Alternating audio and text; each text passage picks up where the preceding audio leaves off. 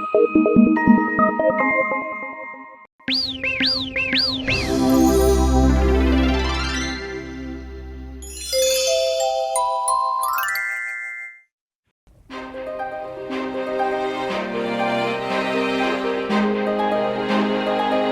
upon a time, in a faraway land called Aram, there lived a mighty soldier named Naaman. He was the commander of the army, a brave and valiant man.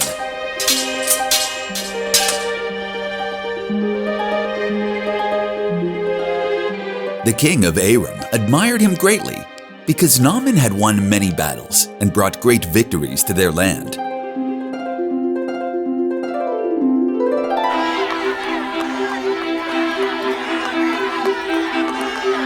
But despite all his strength and bravery, Naaman had a big problem. He was suffering from a terrible skin disease called leprosy. Leprosy was a dreadful disease that caused painful sores all over the body. People with leprosy were often shunned and had to live away from others.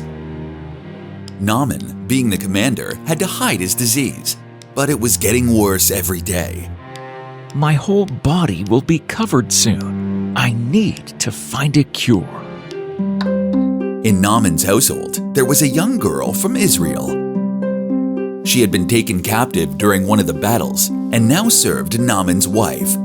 One day, she spoke to Naaman's wife and said, "If only my master would see the prophet who's in Samaria, he could cure him of his leprosy."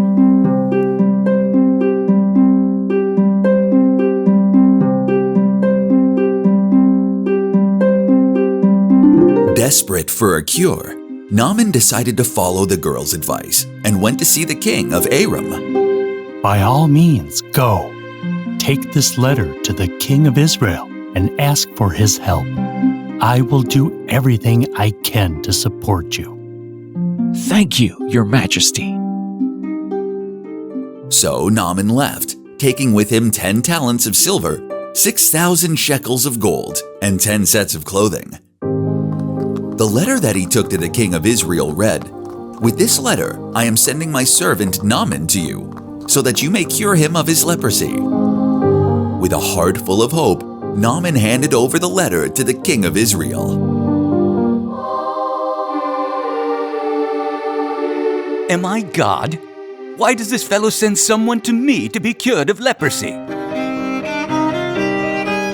The news about the king tearing his robes soon reached the prophet Elisha. He sent a message to the king to send Naaman to his house.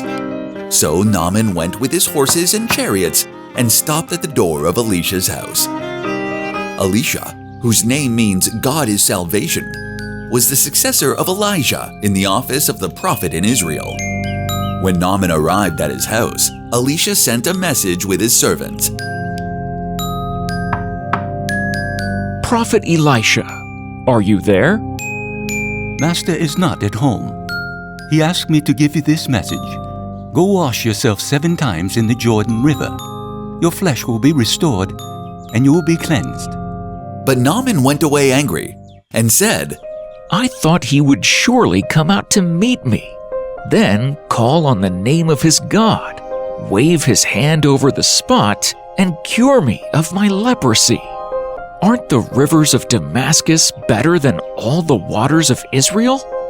Couldn't I wash in them and be cleansed? Saying this, turned and went off in a rage. His pride was bruised because he expected Elisha to greet him, lay hands on him, and miraculously heal the leprosy. He wanted special treatment for his faith. He had decided how God should heal a man as important as himself. Seeing this, Naaman's servant went to him and said, Master, if the prophet had told you to do some great thing, would you not have done it? How much more than when he tells you, wash and be cleansed? Naaman thought carefully and decided to follow the prophet's advice.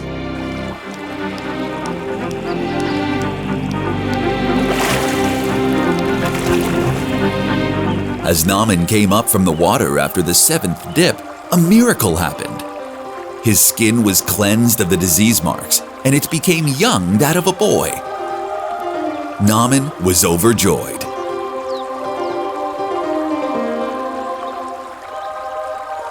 Naaman had lost his temper, and he would have missed this great opportunity to heal himself. It was only because of his servant that he obeyed the prophet. Thank you.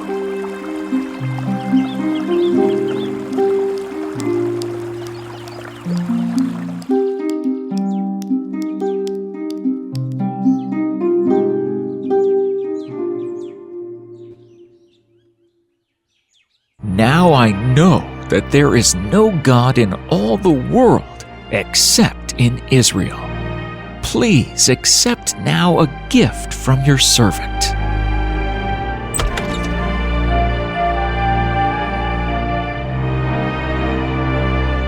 As surely as the Lord lives, whom I serve, I will not accept a thing.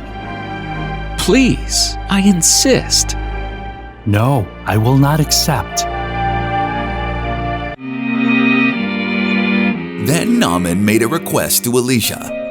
I understand, Master, but if you won't take my gift, then please let me take some soil from Israel with me, because I promise I will only worship the one true God from now on. Go in peace. Elisha said. This meant that Elisha understood Naaman's situation and sends him on his way with a blessing. Naaman was feeling grateful and blessed. However, Gehazi, Elisha's servant, saw an opportunity to get something for himself. My master let Naaman go without taking any of those wonderful gifts. Why shouldn't we benefit from this? Surely Naaman won't miss a little silver and some cloth. Gehazi decided to run after Naaman. When he caught up with him, Gehazi made up his story. Is everything all right? Yes, everything is fine, but my master, Elisha, sent me to say, 2 young men from the company of prophets have just come to me from the hill country of Ephraim. Please give them the talent of silver and 2 sets of clothing. Of course. Take 2 talents of silver, and here are the clothes as well. Thank you, my lord.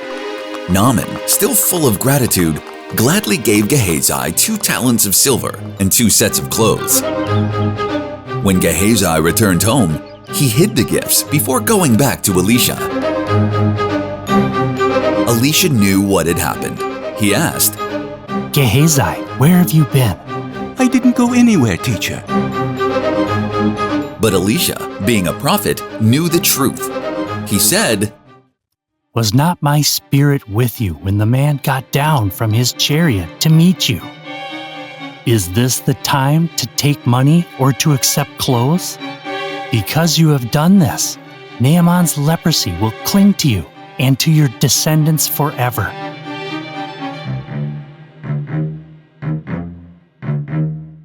Master, I am so sorry. You have let your greed lead you astray, Gehazi. Now you must live with the consequences. Gehazi's greed and dishonesty led to a tragic outcome. Instead of being content and honest, he chose to deceive, and in doing so, he brought great suffering upon himself. In the meantime, Naaman returned to his homeland, Aram, no longer suffering from leprosy, and with a newfound faith in the God of Israel. The story shows how God's power can reach anyone, anywhere, and how faith can change a person's heart and life.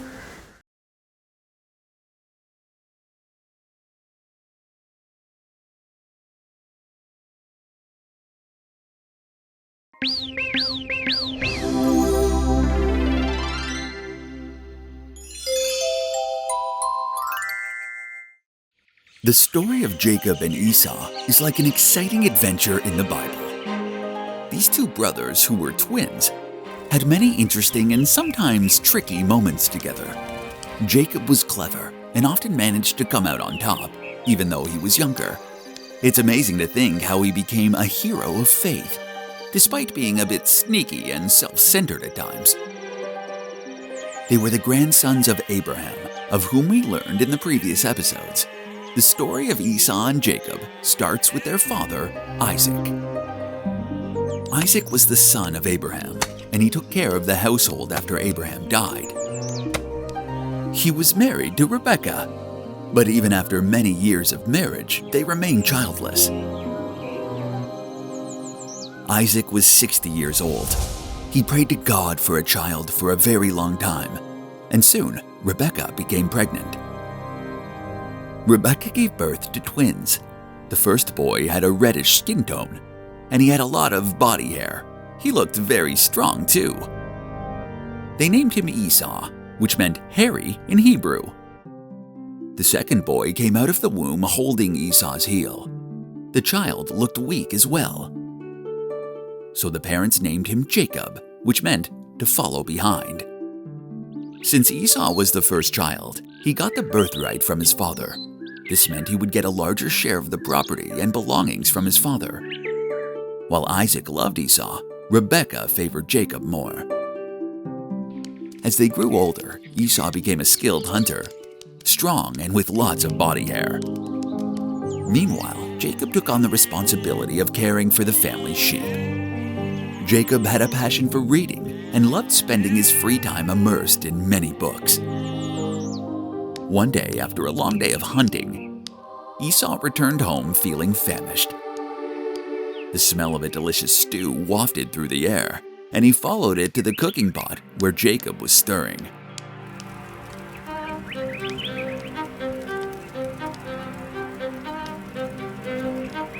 Jacob, I'm so hungry. Please, give me some of that stew you're cooking. Of course, Esau. But first, you must give me something in return. What do you want in return for a bowl of stew? Your birthright. Promise me that you will give me the special blessing that comes with being the firstborn. Oh, come on. What good is a birthright if I'm starving? Fine, take it. Just give me that stew. And so, Esau gave away his birthright to Jacob in exchange for a simple bowl of stew. Little did he know that this decision would have significant consequences.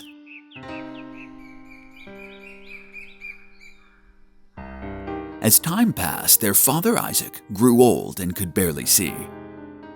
Now Isaac recognized his sons by their voice and by their touch.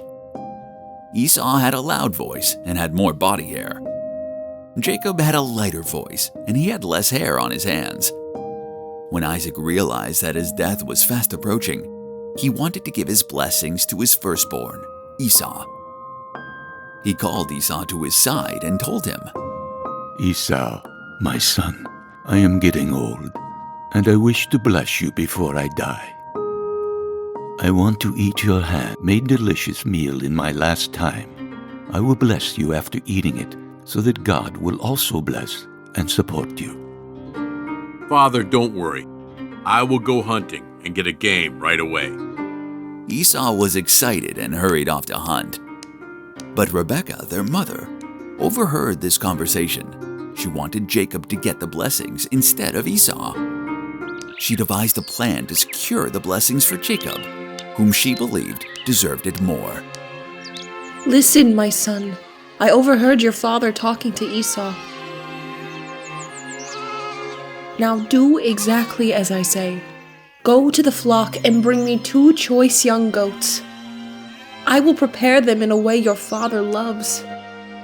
Then you will take the delicious food to your father, and he will bless you instead of Esau.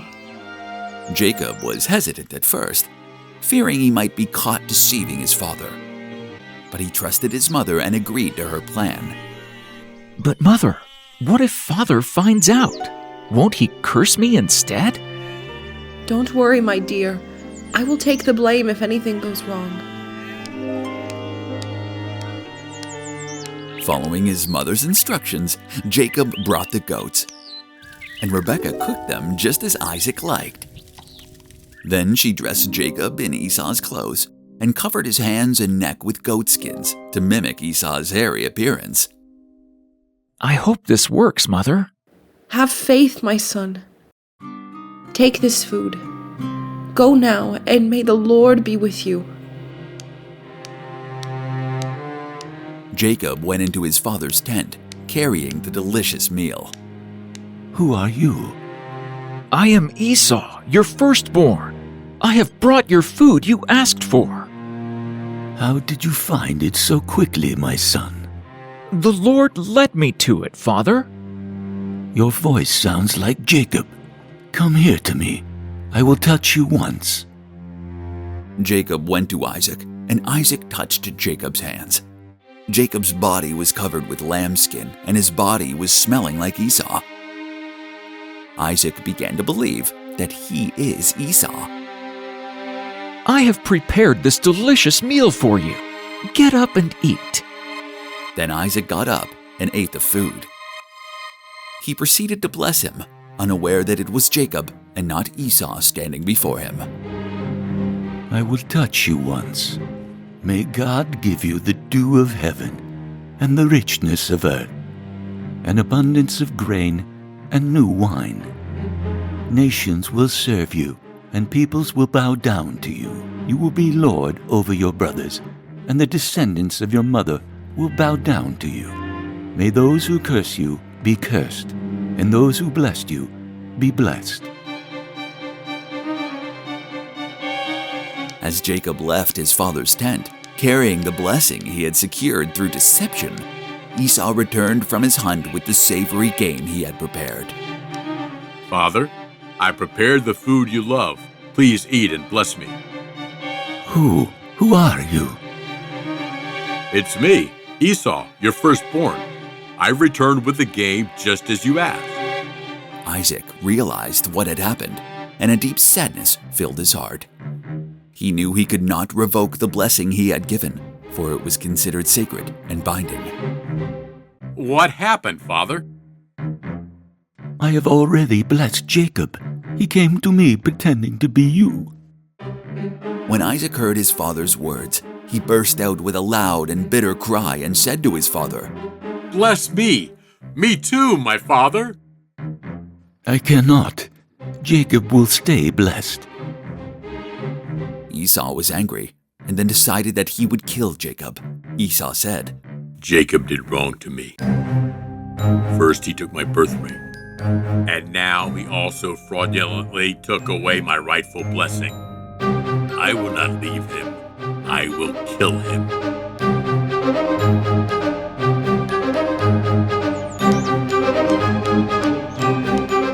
Rebekah went and told Jacob all that thing and told him to run away.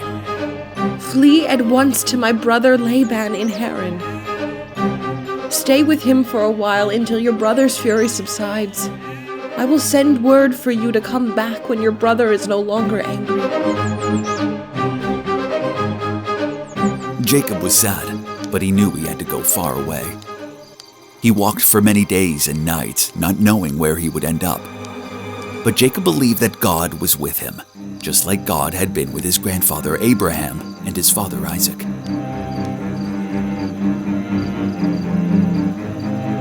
One night as Jacob slept under the stars, God appeared in his dream.